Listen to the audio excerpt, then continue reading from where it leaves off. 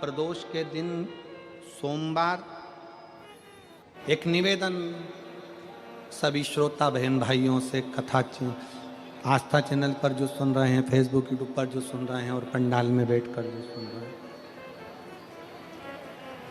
जिस दिन दिल से हारो ना,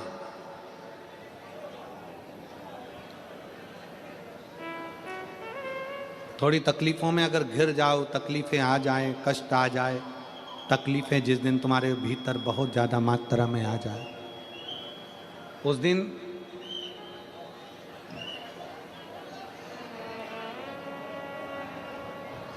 तीन बेलपत्र, एक बेलपत्र में पीला चंदन, बीच वाली पत्ती।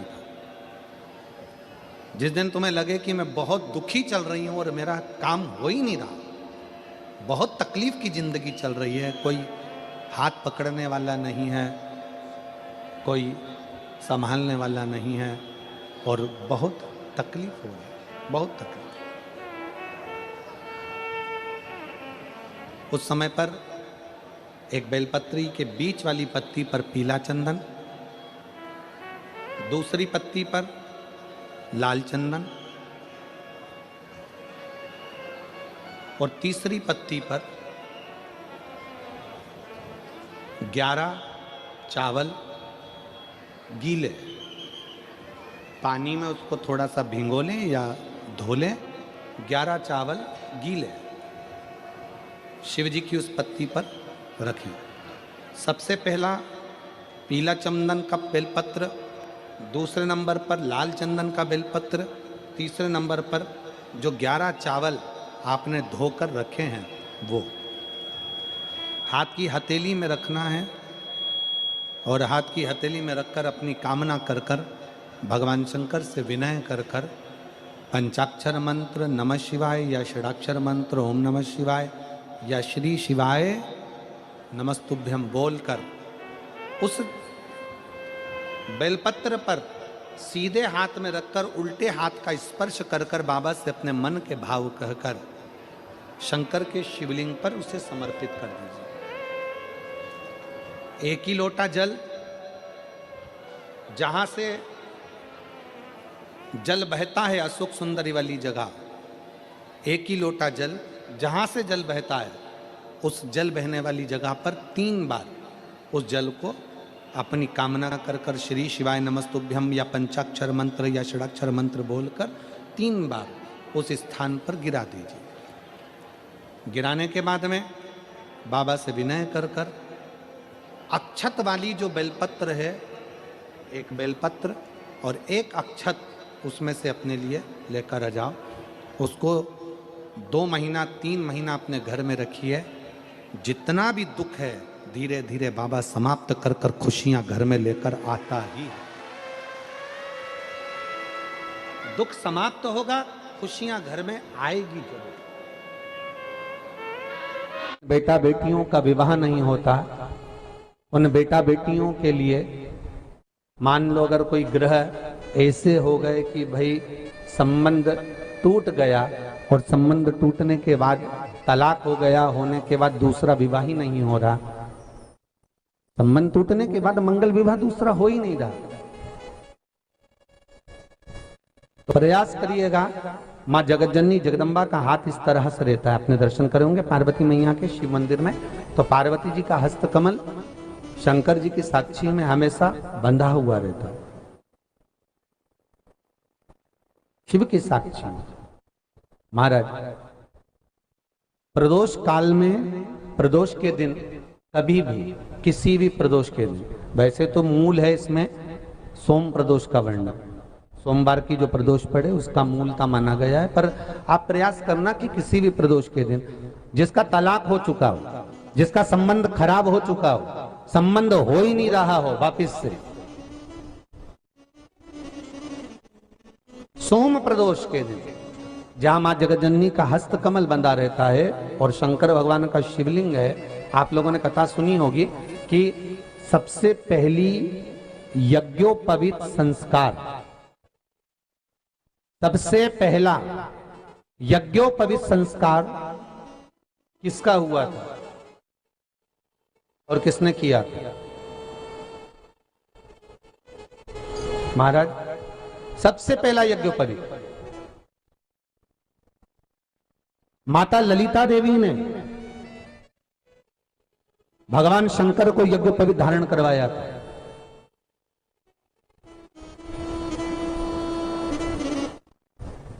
मां ललिता देवी ने सूत्र बनाकर अपने हस्त कमल से भगवान शंकर के सम्मुख में बिठाकर भोलेनाथ जी के हस्त कमल से स्वतः सूत्र बनाया था। भगवान शंकर प्रसन्न हो गए थे, बहुत प्रसन्न भोलेनाथ जी। इसलिए शंकर भगवान ने ललिता देवी को 2 वर दिए थे। एक, किसी का अश्रु नहीं देखूंगा। दूसरा, जो यज्ञोपवीत समित समर्पित करेगा, यज्ञोपवीत का भाव जो मुझे देगा, उसके जीवन में बाधाओं को हर लूंगा। इसलिए आज भी हिंदू धर्म में देवताओं को जो यज्ञोपवीत चढ़ाया जाता है वो उलझा हुआ नहीं होना चाहिए। देवताओं को जो यज्ञोपवीत चढ़ता है उसको सुलझाकर चढ़ाया जाता है, समर्पित करेगा। अब कई विद्वान ब्राह्मण ऐसा कैसे यज्ञोपवीत में हल्दी लगाकर छोड़वा देते हैं, परंतु वो उलझा हुआ रहता है। वो सुलझा हुआ अगर चढ़ाएगा तो जो जजमान पूजन कर रहा है, जो जजमान पूजन में लगा हुआ है, उसको पूर्ण फल की अनुभूति हो, पूर्ण फल का प्राप्ति हो, और ब्राह्मण भी बंधन से मुक्त हो।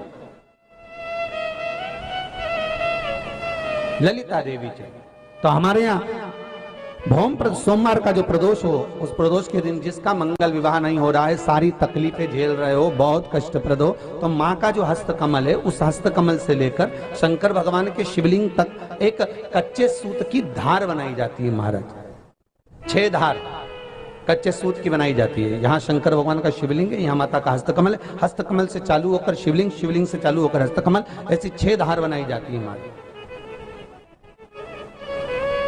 और धार बनाकर उस धार पर माखन का लेपन किया जाता है भगवान शिव को।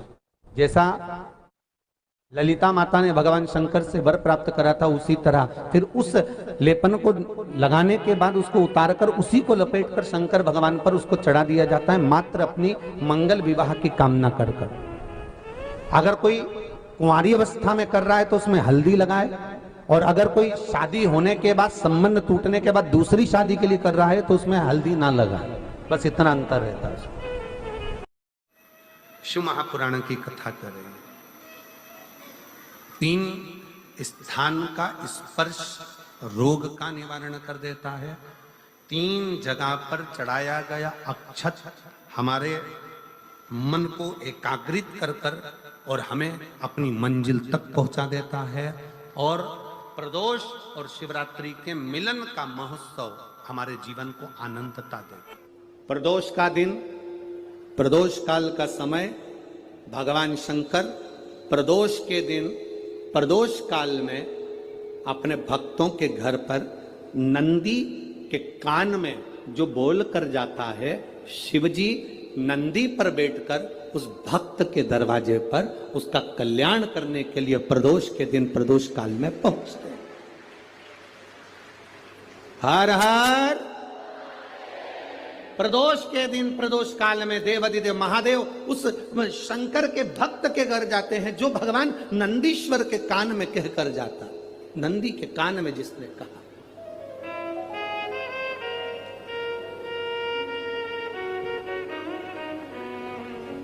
शंकर भगवान के इस शिवलिंग का स्मरण आप करेंगे।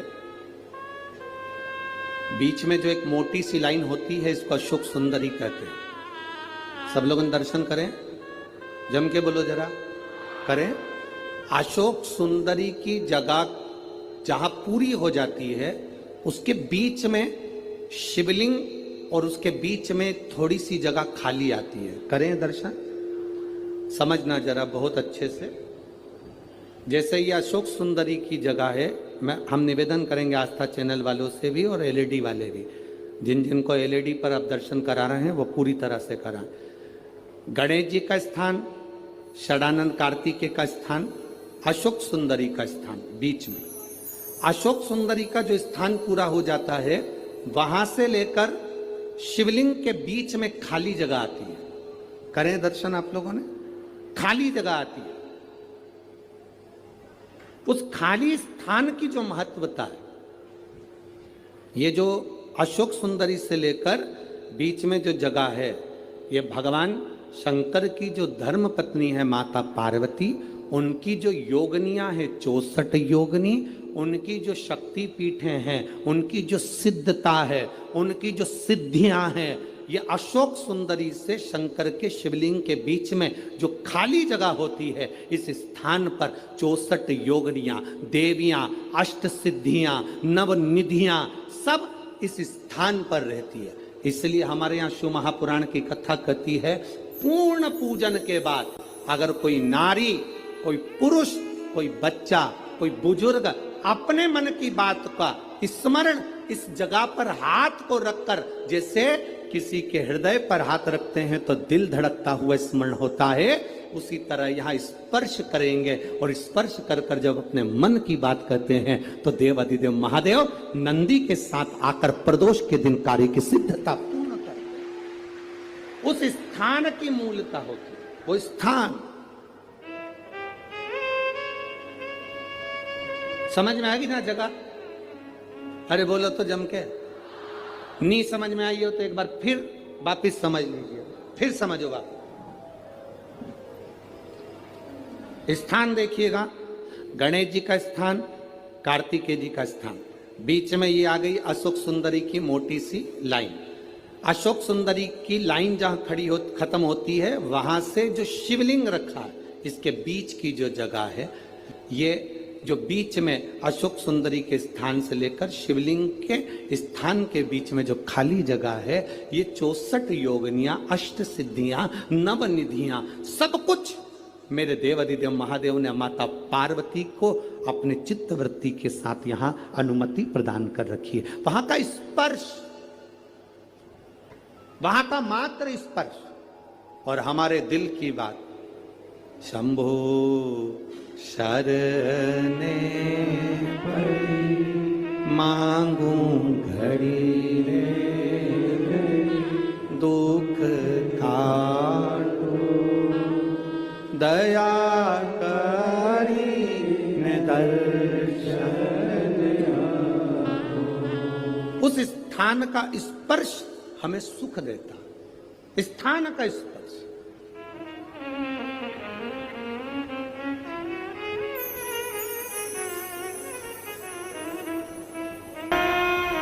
और कितनी सुंदर बात नंदी ने कही है। नंदी ने ये बात जो कही वो वास्तव में बड़ी सुंदर है कि मान लो यदि कोई कार्य तुम्हारा हो नहीं रहा और पूरी दुनिया में तुमने कर कर देख लिया, बहुत प्रयास कर कर देख लिया, तो भी वो कार्य अगर तुम्हारा नहीं होता, तो फिर एक काम करो कि शिव की स्तुति करो, शंकर की स्तुति, शंकर का गुणगान, शंकर की भक्ति, शंकर का स्मरण।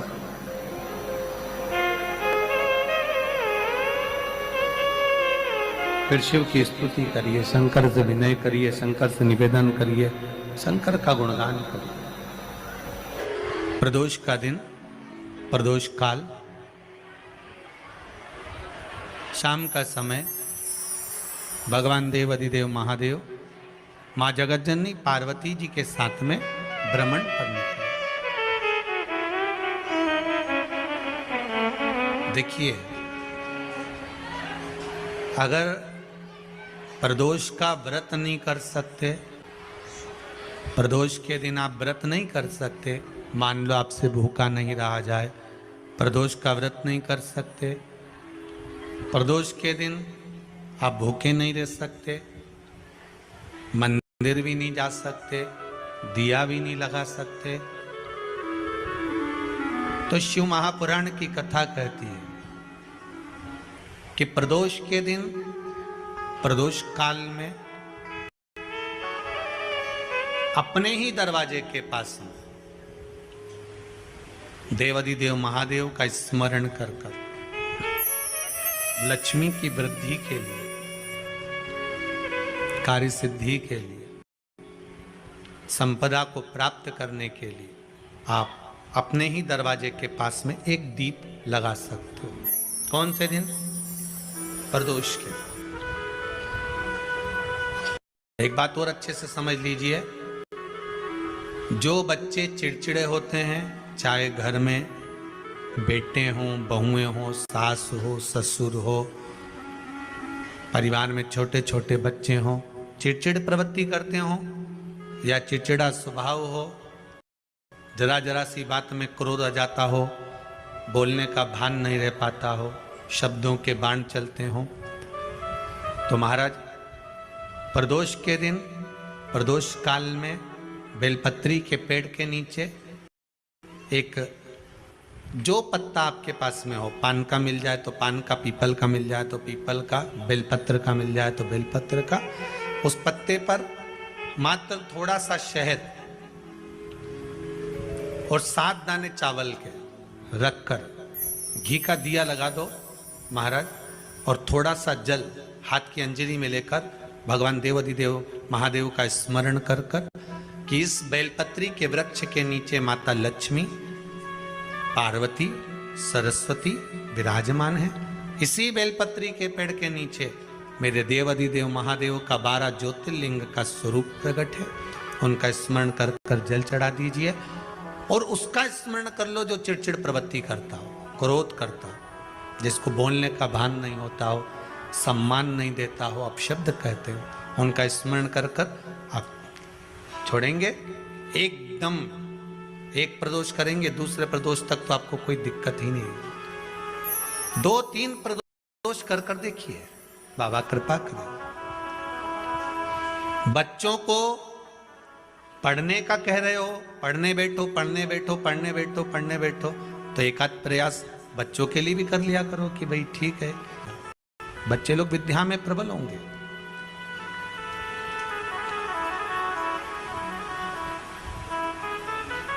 शिव उपासना का जो फल है वह 1000 गुना का लगे। कोई शंकर का विरल भक्त, शिव का उपासक, शंकर का गुणगान आनंदमय करने वाला। हम तो यहां तक मेरी जीजियों से कहेंगे, तुम्हारे घर के नजदीक में कोई शंकर का मंदिर होना, ओ मेरी बहनों, मेरी जीजियों, मेरे जीजाओं, मेरी बेटियों, बेटाओं, तुम्हारे नजदीक में अगर शंकर का मंदिर हो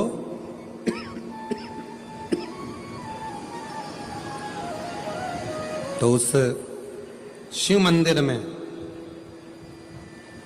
सोमवार के दिन, प्रदोष के दिन यदि कुछ लोग एकत्रित होते हों, भजन करते हों, कीर्तन करते हों, कुछ नहीं तो अपने घर से एक बाल्टी में पानी भरकर उनको पिला कर आ जाया करो। पानी नहीं हो तो थोड़ी खड़ी शक्कर ले जाया करो, थोड़ा गुड़ ले गए, उनका मुख झूठा करा दिया करो। क्यों? क्योंकि शिव भक्त के शरीर की हड्डी का स्पर्श भी राक्षस को हो गया, वो तर गया। अगर कोई शंकर का भक्त है और उसका मुख हमने झूठा करा दिया तो हमारे घर के भंडारे कभी खाली नहीं होते, भरे भरे। करना क्या है?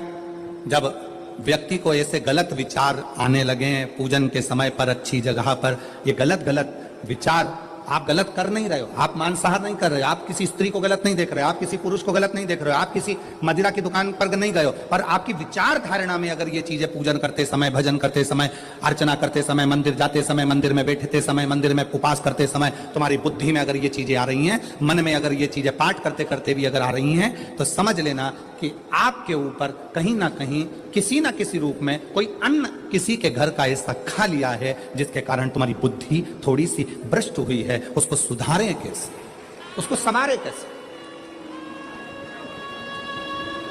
अब किसी ने यही प्रसंग को सुनकर कहा, गुरुजी अगर किसी के घर का अन्न खाया है तो अन्न खाने के बाद तो वो पच गया, पचने के बाद वो गंदगी में निकल भी गया, अब तो वो विचार आना बंद हो जाना चाहिए। अब तो 1 साल हो गया, 2 साल हो गया, 1.5 साल हो गया, 6 महीना हो गया, तो भी वही विचार आ रहा है। तो हमारा निवेदन है, भोजन करने के बाद भोजन पच जाता है, भोजन करने के बाद भोजन समाप्त भी हो जाता है, पर उस भोजन से जो रक्त की 4 बूंदें बनती हैं वो इस शरीर में दिन रात तुम्हारे मरते दम तक दौड़ती रहती है शरीर में, वो रक्त की बूंद चलती रहती है। इसलिए विचार 1 साल 2 साल 4 साल 6 साल 15 साल जैसे चलते रहते हैं। उस विचारों को, गलत सोच को, गलत विचारों को, गलत दृष्टि को समाप्त कैसे करें?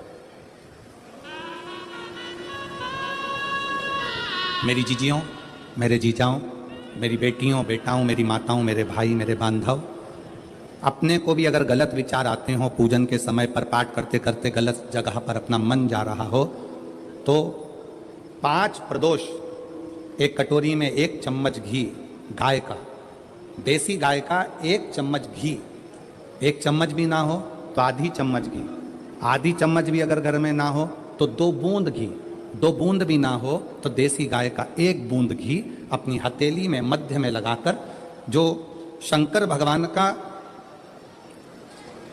भगवान शिव जी का जो शिवलिंग होता है, उस शिवलिंग के ऊपर के भाग पर अपनी हथेली को रखकर, और जो अशोक सुंदरी वाली जगह है उस जगह पर अपनी हथेली का घर्षण करना चाहिए। लगभग 5 प्रदोष अगर आपने कर लिया तो निश्चित है आपकी बुद्धि में कभी गलत विचार पूजन करते समय आएगा ही नहीं, और गलत दृष्टि की ओर जाओ।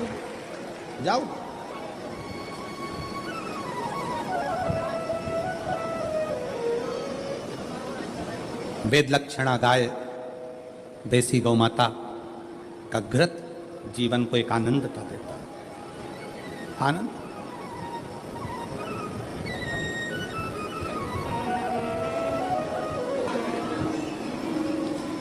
गौ माता का, देसी गाय का घृत, वेद लक्षणा गाय का 1 बूंद घृत हाथ की हथेली पर लगाकर शिवलिंग के ऊपर और अशोक सुंदरी की जगह पर घर्षण करने से जो गलत विचार, गलत सोच, गलत दृष्टि, गलत भाव, ये समाप्त हो जाता है। समाप्त।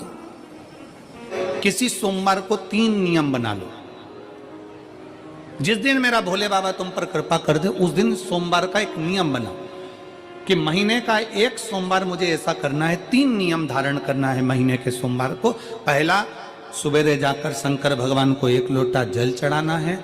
दूसरा, दोपहर के समय पर जाकर मुझे बेलपत्री के वृक्ष के नीचे एक चावल का दाना रखकर बेलपत्री की 7, 11, 21, 108, 51 जितनी परिक्रमा आप लगा सकते हो वो लगाना है। और तीसरा, बेलपत्री के वृक्ष के नीचे और शंकर के मंदिर के दरवाजे पर मुझे 1 घी का दीपक लगाना है। बस ये 3 नियम जिसने महीने में एक बार ले लिया, समझ लो उसको पीछे हटने की जरूरत ही नहीं, वो आगे ही बढ़े। महीने के किसी 1 सोमवार का ऐसा नियम बना लो कि मुझे 3 नियम धारण करना है महीने के किसी भी 1 सोमवार को। हम ये नहीं कहेंगे कि तुम सोमवार 5 पढ़ रहे हैं तो 5 को करो, 4 पढ़ रहे हैं तो 4 को करो, 3 पढ़ रहे हैं तो 3 को करो। तुम तो महीने का 1 सोमवार का नियम बना। और मेरी जीजियों से, मेरी बेटियों से जो विदेश में रह रही हैं, जो कहीं बाहर रह रही हैं, कहीं बड़े शहर में रह रही हैं, जो रोज मंदिर नहीं जा सकते, हर किसी महीने के 1 सोमवार को भी ये नियम निर्धारण कर सकते, तो उनसे कहेंगे कि 3 महीने में 1 सोमवार का नियम बना लो। 3 महीने में नहीं बना सकते तो 6 महीने में 1 सोमवार का नियम बना लो। और 6 महीने में नहीं बना सकते तो 1 साल में 1 सोमवार का ऐसा नियम बना लो कि मैं साल का 1 सोमवार ऐसा रहूंगी कि सुबह सोमवार के दिन मंदिर में जाकर जल चढ़ाऊंगी, दोपहर में जाकर बाबा को 1 अक्षत का दाना रखकर, अक्षत का मतलब है कि बाबा मेरी दिनों दिन उन्नति करना। बेलपत्री के वृक्ष के नीचे जो अक्षत रखा जाता है वो उन्नति के लिए रखा जाता है। शंकर के शिवलिंग पर जो अक्षत रखा जाता है वो रोग मुक्ति के लिए रखा जाता है। अशोक सुंदरी पर जो अक्षत रखा जाता है वो संतान प्राप्ति के लिए रखा जाता है। षडानंद कार्तिकेय की ओर जो अक्षत रखा जाता है वो हमारे बच्चों की सुख समृद्धि के लिए रखा जाता है। विनायक की ओर, गणेश जी की ओर जो अक्षत रखा जाता है वो हमारे घर में कोई मंगल कार्य आ जाए उसके लिए रखा जाता है। और जो पीठिका होती है जिसपे शिवलिंग रखा होता है, पार्वती जी का हस्तकमल, उस पर अक्षत रखा जाता है तो नारी के अखंड सौभाग्य के लिए रखा जाता है। अक्षत रखने का भी तरीका है। एक चावल का दाना कहां रखा जाता है, क्यों रखा जाता है, कैसे रखा। अब कई लोग कहते हैं गुरुजी ये शिव महापुराण में आप ये नियम बताते हो, तरीका बताते हो। हम तो उनसे कहेंगे डॉक्टर के पास जाओगे तो डॉक्टर भी गोली लिखकर ये नहीं कह देगा कि ये सारी गोली एक साथ खा जा। डॉक्टर भी कहेगा ये गोली सुबह खाना है, ये गोली शाम को खाना है, ये गोली दोपहर में खाना है, ये गोली भूखे रहकर खाना, बोलो सही है कि गलत है? ये रात्रि को खाना खाने के बाद खा लेना, ये खाना खाने के पहले, ये नाश्ते के पहले। और सुनो, ये दवाई, ये वाली पीछे वाली जो दवाई लो ना, इसको दूध से लेना, ये वाली जो दवाई लो ना, इसको पानी से लेना। और सुनो, ये डब्बी है, इसको पानी में मिलाकर फिर पीना। दवाई लेने का भी तरीका है, उसी तरह शिव महापुराण में एक एक अक्षत का भी तरीका है और एक एक बेलपत्री का भी तरीका है। अब मान लो कई लोग कहते हैं गुरुजी आप ये तरीका बताते हो शिव पुराण के माध्यम से, कई लोगों के मन में संशय जागता है, तो अगर हम एक साथ चावल चढ़ा दे तो उसका क्या तरीका है? तो हमारा निवेदन है डॉक्टर जो दवाई ले एक ही बार में निपटा जाए, एक ही बार में खा ले। दवाई एक बार में पूरी खा गए असर नहीं करेगी, इसमें डॉक्टर का कोई दोष नहीं है। उसने तो बताया था ऐसे लेना, ऐसे लेना। और तुमने मैं डॉक्टर साहब ने पूछा दवाई पूरी ली, शाम की दवाई भूल गई थी, सवेरे की दवाई भूल गई थी, ये दवाई भूल गई थी। डॉक्टर कहेगा हमने तो नियम बताया था, तुमने नहीं खाई तो असर कहां से करेगी?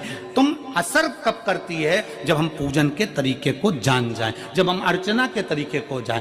आप साल भर का एक सोमवार निकाल लो, 6 महीने का एक सोमवार निकाल लो, 3 महीने का एक सोमवार निकाल लो, महीने का एक सोमवार निकाल लो, अपने से दिल में बन जाए तो एक सोमवार ऐसा निकालो जिसके 3 नियम धारण हो। पहला, उसी सोमवार जिसको कर रहे हो उस दिन सुबह जल चढ़ाना।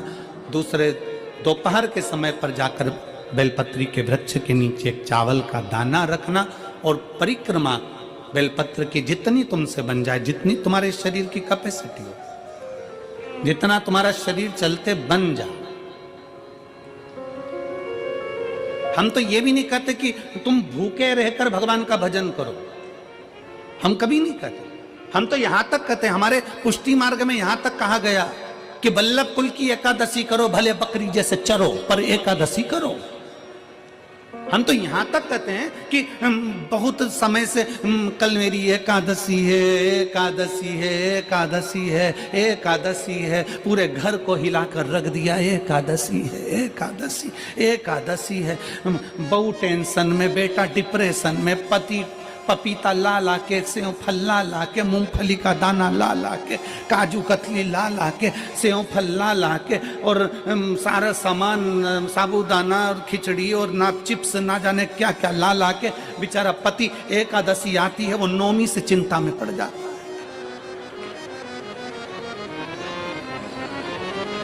हम तो ये भी नहीं कहते कि तुम व्रत बहुत भारी करो, तुम व्रत उपास भी बहुत टेंशन वाला करो, ना ना ना।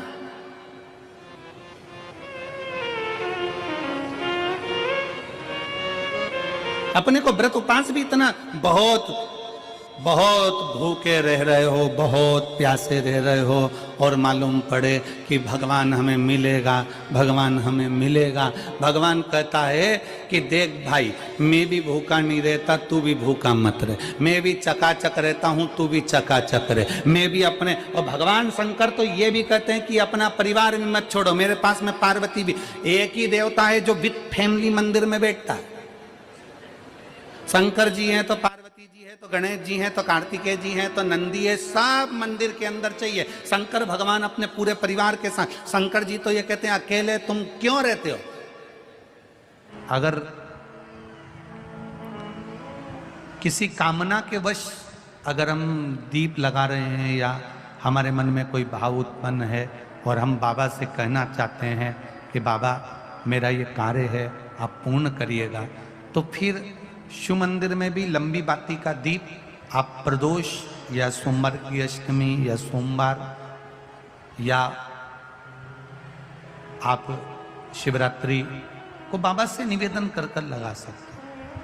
हाँ, विशेष जब कोई एक बहुत बड़ी बात हो और आपके कार्य में कहीं अटकल हो रही हो, तो एक ही दीप में 2 बाती, शिव और शक्ति, लंबी बाती बनाई, शिव और शक्ति के नाम से 2 बाती एक साथ एक दीप में भी लगा सकते हैं। पर कब?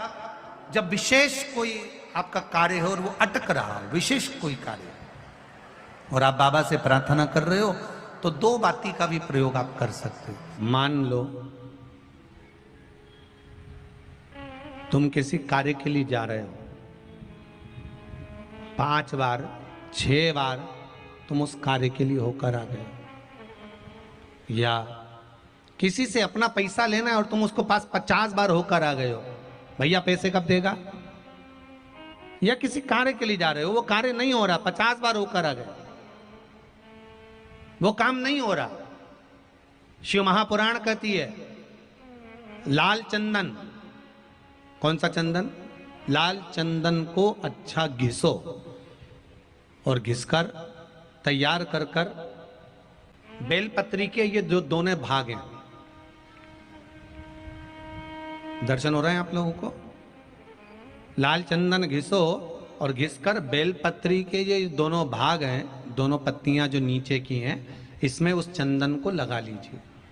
अगर किसी से आपको पैसा लेना है, वो नहीं दे रहा, या कोई काम है या जॉब है या नौकरी है या उसके लिए, या कोई विद्याध्ययन का कोई कार्य है, कोई स्कूल में पढ़ाई कर रहे हो और वो कार्य नहीं हो रहा, 5 बार 6 बार करके देख लिया नहीं हो रहा, तो ये दोनों पत्तियों पर लाल चंदन लगाओ। लाल चंदन लगाने का मतलब ये नहीं कि जरा सी तुम बिंदी लगा दो, लाल चंदन जो घिसा है उसको पूरी पत्तियों पर अच्छे से फेरना है,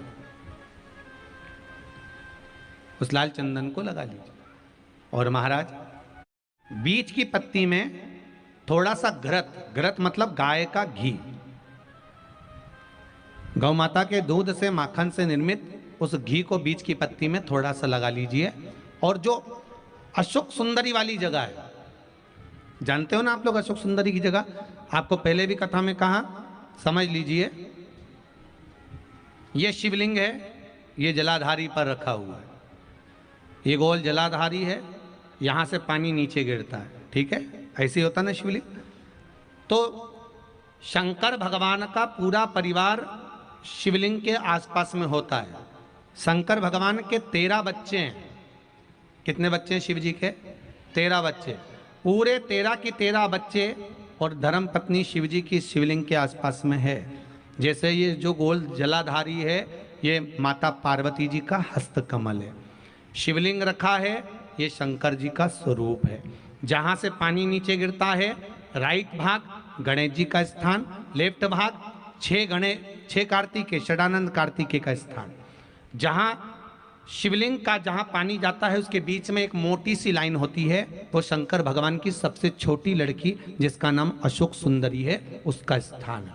ऊपर से बूंद बूंद पानी जो शिवलिंग पर गिर रहा है, ये शंकर भगवान की 5 लड़कियों का स्थान है, जया, विषहरा, शामली बारी, दौतली और देव। ये शंकर जी की 5 बेटियां हैं जो भगवान शंकर के ऊपर पानी की एक एक बूंद गिराती हैं महाराज। तो शिव जी की जो सबसे छोटी लड़की है अशोक सुंदरी, उस अशोक सुंदरी वाली जगह पर इस बेलपत्र को प्रदोष के दिन या सोमवार के दिन आप घी वाली बेलपत्र को अशोक सुंदरी वाली जगह पर रखकर, ये जो चंदन लगी हुई बेलपत्र है, इसका मुख ऐसा सीधा की सीधा रखोगे तो गणेश जी की ओर हो जाएगा, षडानंद कार्तिकेय की ओर हो जाएगा। अपनी कामना कर कर जिससे धन लेना है, पैसा लेना है, या जो कार्य निकालना है वो नहीं निकल रहा, बहुत प्रयास कर लिया, अदालत में 50 बार हो जाए, काम नहीं हो रहा, तब इस बेलपत्र का प्रयोग करना, बाबा से विनती करना और विनती कर कर वापिस सजाना। केवल 2 प्रदोष या 2 सोमवार कर लीजिए, बाबा आपकी मनोकामना पूर्ण कर देगा। उस बेलपत्र का सुख प्राप्त हो जाए। बेलपत्र पर इतना याद रखना, जो चंदन लगा हुआ भाग है वो नीचे होना चाहिए, अशोक सुंदरी की ओर। घृत का भाग अशोक सुंदरी की ओर होना चाहिए, नीचे की ओर, नहीं तो मालूम पड़े तुम ऊपर उल्टा रख दो उसको।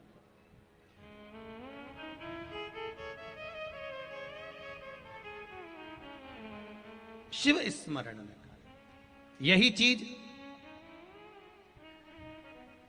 विवाह में भी कार्य आती है। जिन बेटा बेटी का विवाह नहीं हो रहा, 30-30 साल के हो गए, 28 साल, 40 साल, 25 साल के हो गए, विवाह नहीं हो रहा, तो आज बेलपत्री पर दोनों पत्तियों पर लाल चंदन लगाइए और बीच वाली पत्ती पर पीला चंदन लगाइए। जिसका विवाह नहीं हो रहा उस नीचे की दोनों पत्ती पर लाल चंदन और बीच वाली पत्ती पर पीला चंदन। महाराज पीला चंदन लगाने के बाद में जो लाल चंदन है उस लाल चंदन से 7 बिंदी पीले चंदन वाली पत्ती पर लगवा दीजिए। जिस लड़का लड़की का विवाह नहीं हो रहा उससे लाल चंदन की 7 बिंदी लगवा दीजिए और लगवाकर जहां पर अशोक सुंदरी का स्थान है वहां पर उस बेलपत्री को उसका नाम और गोत्र बोलकर, जिस व्यक्ति का विवाह नहीं हो रहा नाम और गोत्र बोलकर आज रात्रि के समय पर या आज शाम के समय पर उस बेलपत्र को भगवान शंकर की अशोक सुंदरी की जगह पर चढ़ा दो और बाबा से विनती कर लो, बाबा मेरा मंगल विवाह हो, ऐसा निवेदन कर लो। 3 महीने के अंदर विवाह पक्का, भगवान विवाह पक्का करा ही दे। जिसका विवाह नहीं हो शादी बेलपत्री का प्रयोग, बस दोनों में अंतर है घृत का और पीले चंदन का। 7 बिंदी लाल चंदन की जब पीला चंदन लग जाए 7 बिंदी लाल चंदन की उससे लगवाओ जिसका विवाह करना है। जिसका विवाह नहीं हो रहा उससे लगवाइए, फिर भगवान को समर्पित कर दीजिए।